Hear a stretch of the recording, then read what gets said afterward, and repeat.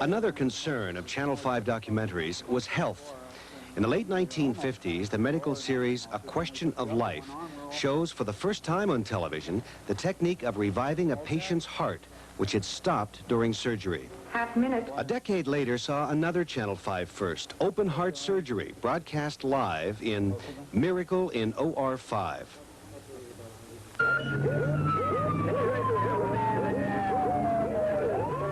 Last year, the tradition of fine medical documentaries was continued with an examination of the emergency room at the Jersey City Medical Center. Our documentaries and all the primetime shows end at 9:58:20, followed by a commercial, a station break, and something I've always wanted to do.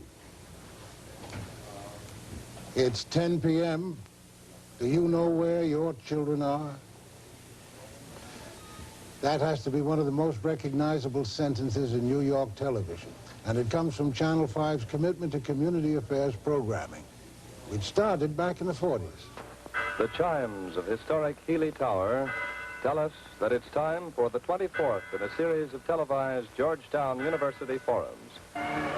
Rutgers University and this station present a report from Rutgers.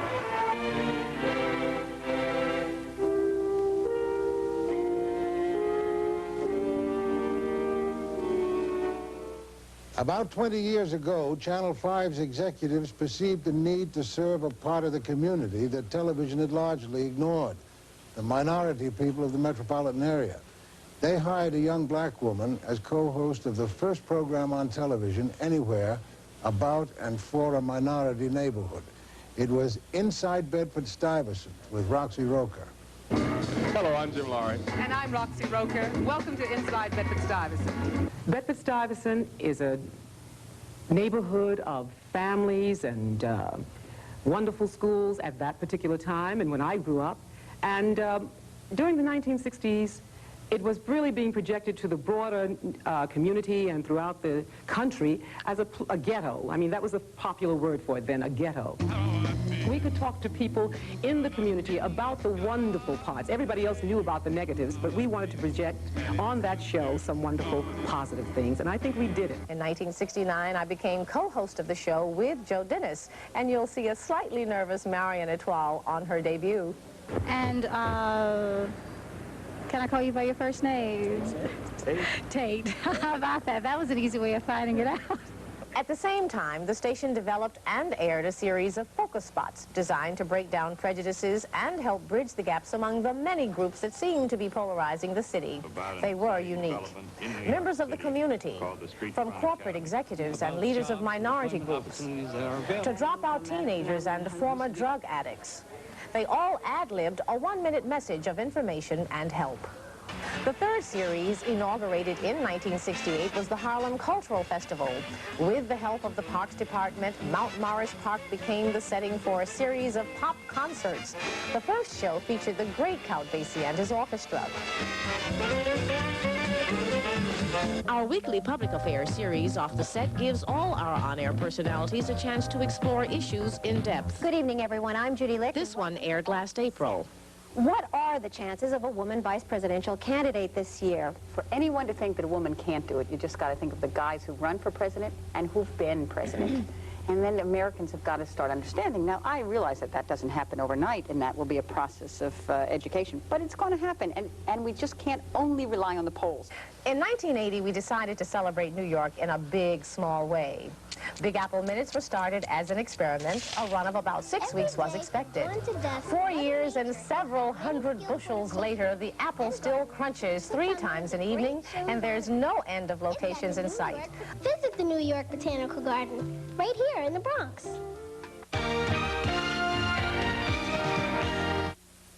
What's that, a different brand union price finder? Oh, Helen, yes, a Red Dot special price finder. It shows all the store specials. I don't have to look all over for them? They're all right there? Not only that, you don't wait for weekly food ads for specials. You get them all here every single day. Hey, I'll check my shopping list against this. I won't miss any bargains. Right, and they still have the regular price finder that proves their low regular prices. The regular price finder for low regular prices and the Red Dot special price finder for specials. ShopRite and Pathmark don't do it. Grand Union does. Patty just found a terrific new diaper. Oh, I know, Patty. It's her new Pampers, and they've really changed. Just look at that great new shape. You're right. It's almost shaped just like a baby, and they stay so dry now. Patty can just about say bye-bye to wetness. Yeah, bye-bye. She thinks it's because they're so much thicker now, to absorb more. And do us up more. That's right. Her old Pampers couldn't absorb all this in a million years, but these new Pampers absorb more than ever to really stay dry next to baby's skin. And these wonderful new double elastics. What? You're right. It really fits nice and snug. Oh. Today's new Pampers, they stay so dry now, your baby can just about say bye-bye to wetness. Say bye-bye. Bye-bye. It's the all-new Star Search 85. Morgan Fairchild and David Hasselhoff join host Ed McMahon for the hottest talent hunt on television. Who will be the superstar of tomorrow? Find out on the all-new Star Search 85. Gorgeous models, sensational singers, dazzling dancers, hilarious comedians, and more. It's an all-new year with all-new stars. It's Star Search 85. 8 p.m. Sunday on Channel 5. New York is a unique environment for children's programming. There are an astounding number of places to visit with a television camera. Hundreds and hundreds of potential guests, and it's possible to get high-caliber talent to host the programs. It's no wonder that Channel 5 has had such a rich array of children's programs hosted by a wild assortment of talented men and women, including Sandy Becker and friends. Gee, it's hard to believe that it's been 30 years since Marvin Mouse and Stanley Q and Giba Giba. You know, some folks never seem to age. Huh? You watch it. I'm not signing Giba Giba up anything. He's not a vegetable. We're not going to get into that kind of a routine. Now, just stop it. Stop what? Stop the business of trying to sell poor Giba Giba into a carnival. I think that's horrible. Never had that in mind, my friend. All I want him to do is sign a little piece of paper. You know, it's amazing how one becomes involved with their puppets. Huh? You watch it. How about you? What was the first children's program that you ever watched? Well, one of the first children's programs on Channel 5 was The Magic Carpet. Magic Carpet was so named not by coincidence, as the sponsor was the Alexander Carpet Company, and the Small Fry Club with Big Brother Bob Emery, television's first daily show for kids. The timing was appropriate. The baby boom was just beginning. 2 years after Channel 5 began, Dr. Benjamin Spock came out with the first edition of Baby and Child Care, which has gone on to sell some 130 million copies. And that's probably even more kids than watched the most popular children's program of the late 40s and 50s. Fighting for law and order, Captain Video operates from a mountain retreat with secret agents at all points of the globe. Possessing scientific secrets and scientific weapons, Captain Video asks no quarter and gives none to the forces of evil. Stand by for Captain Video and his Video Rangers. Off on another dangerous mission for Captain Video, the Video Ranger dons one of his most important pieces of equipment, the secret identifying ring. Plenty of you Rangers haven't gotten your ring yet. Why, get one right away. And wear it at all times to show that you're on the side of Captain Video fighting to defend law and order. Do you still have your ring, Video Rangers? I still have mine someplace, but a friend of mine who's with me, Fred Scott, who was the announcer on Captain Video, still has his. Fred? Yeah, thank you, Don. I certainly do. Matter of fact, it's right here. Not only the ring, but this is something that was very popular in the days of Captain Video. Luckily, we were in black and white. Yeah, that's right. The old lightning strike across the front here, our uniform. You remember that well, Donald? I sure do. I sure do. I spent 6 years in one like that, or the original ones were khaki. But, we got very fancy toward the end. It started out with a scenery budget of, I believe scenery and props were $15 a week. And you couldn't accrue any of that. If you didn't spend it all, you didn't get any of it next week. You had to spend it. Our original rocket ship was just, I guess, a 5-foot flat, and everything was painted behind us, and we had 2 kitchen chairs that we sat in. We used a lot of guns, ray guns, and so forth. Where did we get all that equipment? And all of that was highly secret stuff. The Pentagon is still tracking most of it down. It came from the automobile department of Wanamaker's department store. You know what I remember about the show? It was kind of interesting to me because that was kind of my part of the show. I used to bring in the old Western films. Remember, that was an integral part of the show. Why do you say we check on our Texas agents, Wakely and White, and see what kind of an alibi Jane Morgan has for them? Rangers stand by for Texas. Mark this record file number MRB-310. Come in, please. Sharp focus. How about the times the old Western film would break? It was old brittle film. It must have been 20, 30 years old then. Yeah. And the film would break, and we'd have to ad-lib. That was the original idea of the show going on, was to show cowboy films. Then the kids that were watching the show decided they liked Captain Video, first Dick Coogan and then Al Hodge, and Fred and myself and Ben Lackland, who was commissioned to carry, and probably every actor in New York who needed 25 bucks did that show. Then there's that famous scene where the budget was low that week, I guess, and we couldn't afford any extras. After all, we were all making $25 a show. Yeah. How far could it go? And we used cardboard cutouts as the poor actor was trying to make a long, serious speech. Oh, I remember that scene. There's a great ovation at the end of that scene. You'll notice that nobody moves. The heads don't move, but the hands are closed. Claws are really going.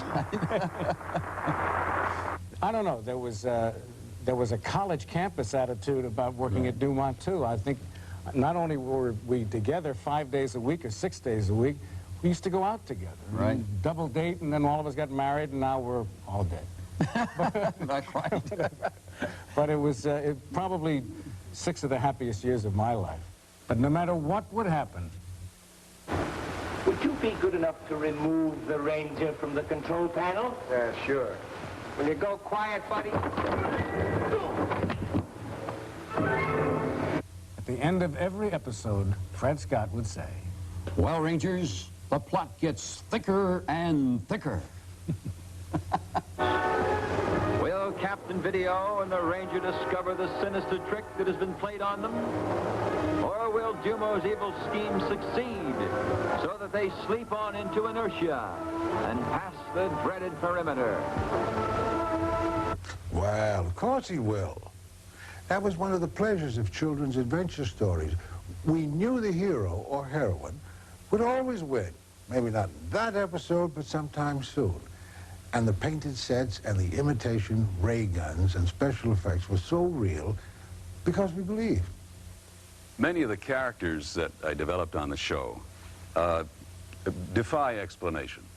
I remember one of the most popular characters of all that I did was Hambone. You know, people often ask me, how did you come to think of Hambone? Well, I wish there were an elaborate and involved story, but it goes no further than having heard the music, the Hambone music on the radio.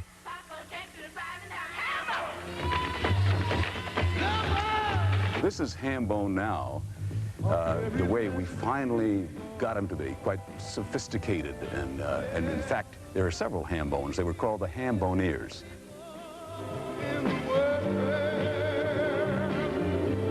When I first went to work for Channel 5, actually, it was Dumont at that time.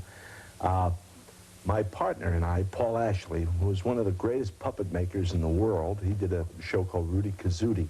And Sandy Becker hired Paul and I to, actually Paul, to build a puppet for him called Giba Giba.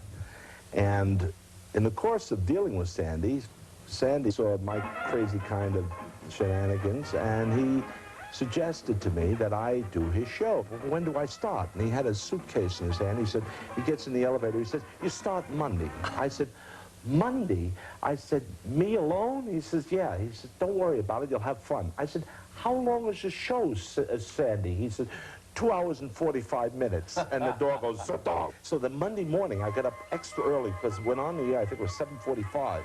It was the sign-on. And I get down there with my bag of props and all these sketches and drawings and things. That was the baptism by fire, and after 2 hours and 45 minutes, how I got through that day, oh. Brush off the clouds and cheer up. Hey, put on a happy face. Actually, I started out with 32 characters on the show, and I was able to get in and out of each one of those characters during a 1-minute commercial break. All the costumes were Velcro, and Carmen Gabia and I we developed a very heavy line, kind of cartoony kind of mask makeup that I could put on very quickly with Carmen's help. With the assistance of my buddy Paul Ashley, who played all the other characters. First time I did Bombo, the program manager came down and I asked for a prop cannon, which they didn't have the money for, so I built my own. I went out and I got a construction tube that they make big buttresses for freeways, and that was the shaft of it, and it was made of very thick cardboard, huge thing, strong enough to hold cement and concrete. And one of the stagehands, I forget it was Big Ed or Little Ed, said, well, we'll back up the back of it, you know, and we'll put the flash powder in there. Well, what we created was, in essence, a real cannon. 1, 2, 3, fire!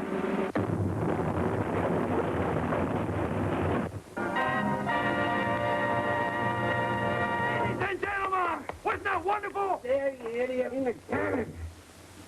Oh, my goodness. You wanted this. You got it. Come on up. Everybody help me out. Come on. We literally blew the control room window out, and the walls went wah, wah, wah, wah. So the program manager, needless to say, Bombo will do no more explosions. You know. So Bombo didn't, but everybody else did.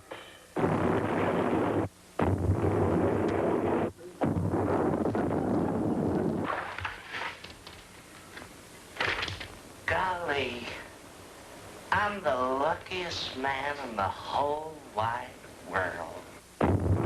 All right, I'd like to say a few words about Channel 5 40 years ago. It was at 515 Madison Avenue, a very small little studio, and everything was live. We did our show there, the Johnny Olson Rumpus Room, with my wife Penny. In doing a variety of shows on Channel 5, one that we had was Kids and Company, with the still popular tap dancers and an occasional baton twirler. You know, this kid is probably a 45-year-old, highly successful stockbroker on Wall Street today.